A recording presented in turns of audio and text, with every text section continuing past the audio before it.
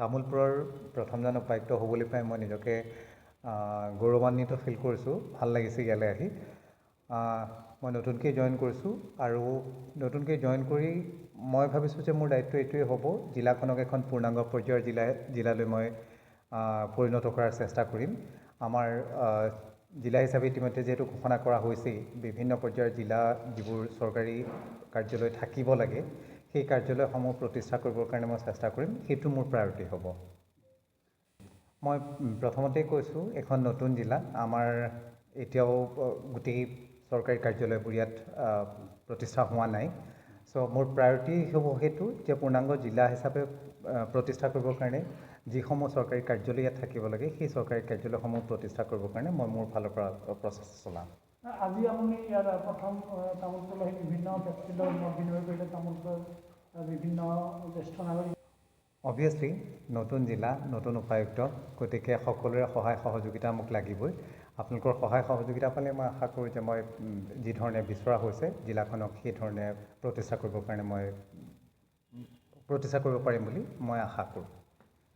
মই ইতিমধ্যে ইয়াৰ আপোনালোকৰ পূৰ্বৰ মহকুমাধিপতি মহোদয় তেওঁৰ লগত কথা পাতিছোঁ।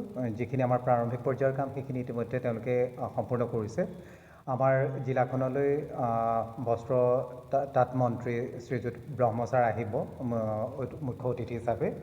চ' আমি সকলো ধৰণৰ পৰিকল্পনা, যিটো চৰকাৰ নতুন SOP দিছে, সেই SOP মানি সকলো ধৰণৰ পৰিকল্পনা আমি সম্পূৰ্ণ কৰিছোঁ। গতিকে আমি আশাবাদী যে এইটো খুব ভালকৈ আমি প্ৰথম গণৰাজ্য দিৱসটো, তামোলপুৰ জিলাৰ প্ৰথম গণৰাজ্য দিৱসটো আমি ভালকৈ পালন কৰিব পাৰিম। আমি ৰাজ্য চৰকাৰে যি SOP প্ৰদান কৰিছে, সেই SOP মতে আমি আমাৰ কাৰ্যসূচী চলাই যাবলৈ চেষ্টা কৰিম।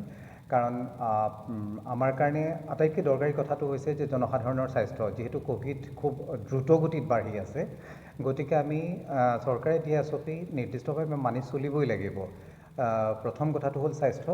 গতিকে আমি ৰাইজক অনুৰোধ কৰিম যে দূৰদৰ্শনৰ জৰিয়তে যিহেতু এই কাৰ্যসূচীসমূহ প্ৰচাৰ কৰা হ'ব, গতিকে আমি ৰাইজক অনুৰোধ কৰিম যে দূৰদৰ্শনৰ জৰিয়তে যি কাৰ্যসূচী ৰাজহুৱাভাৱে প্ৰচাৰিত হ'ব, সেই কাৰ্যসূচী উপভোগ কৰিব। আৰু আমি যিসকলক আমন্ত্ৰণ জনাম, নিৰ্দিষ্ট বয়োজ্যেষ্ঠ নাগৰিকসকলক, তেখেতসকল ইয়াত উপস্থিত হ'ব আৰু বাকী সকলোকে আমি দূৰদৰ্শনযোগে এই কাৰ্যসূচী উপভোগ কৰিবৰ কাৰণে আমি অনুৰোধ জনাম।